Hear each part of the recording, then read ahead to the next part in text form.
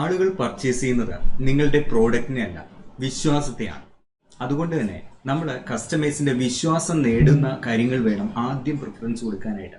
ഉദാഹരണത്തിന് സോഷ്യൽ മീഡിയയിൽ നമ്മൾ നല്ല നല്ല വീഡിയോസ്, നമ്മുടെ സർവീസ് അല്ലെങ്കിൽ പ്രോഡക്റ്റ് ഉപയോഗിച്ചവരുടെ ടെസ്റ്റിമോണിയൽസ് വീഡിയോ രൂപത്തിൽ നമ്മൾ കളക്ട് ചെയ്തിട്ടുണ്ടെങ്കിൽ അത് പുതിയ കസ്റ്റമേഴ്സിന് വളരെയധികം വിശ്വാസം നൽകും, വേഗത്തിൽ തന്നെ സെയിൽസ് നടക്കുകയും ചെയ്യും.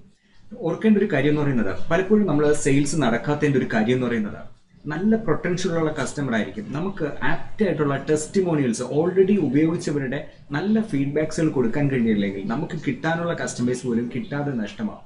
അതുകൊണ്ട് എപ്പോഴും ശ്രദ്ധിക്കേണ്ടത്, ഇതൊരു പാലമാണ്. നിങ്ങളിലേക്ക് നിങ്ങളുടെ കസ്റ്റമേഴ്സിനെ എത്തുന്ന ഒരു ബ്രിഡ്ജാണ് വിശ്വാസം എന്നുള്ളത്. അത് ടെസ്റ്റിമോണിയൽസിലൂടെയാണ് കിട്ടേണ്ടത്. അതുകൊണ്ട് ഓരോ പ്രോഡക്റ്റ് സെല് ചെയ്യുമ്പോഴും ആ പ്രോഡക്ട്സ് എങ്ങനെ ഉണ്ടായിരുന്നു എന്ന് ചോദിക്കുക, അതിൻ്റെ റെസ്പോൺസ് എടുത്തിട്ട് മാത്രം നമ്മൾ മുന്നോട്ട് പോകാനായിട്ട് ശ്രദ്ധിക്കുക. അത് നിങ്ങൾക്ക് അനേകം കസ്റ്റമേഴ്സിനെ കൊണ്ടുപോകും.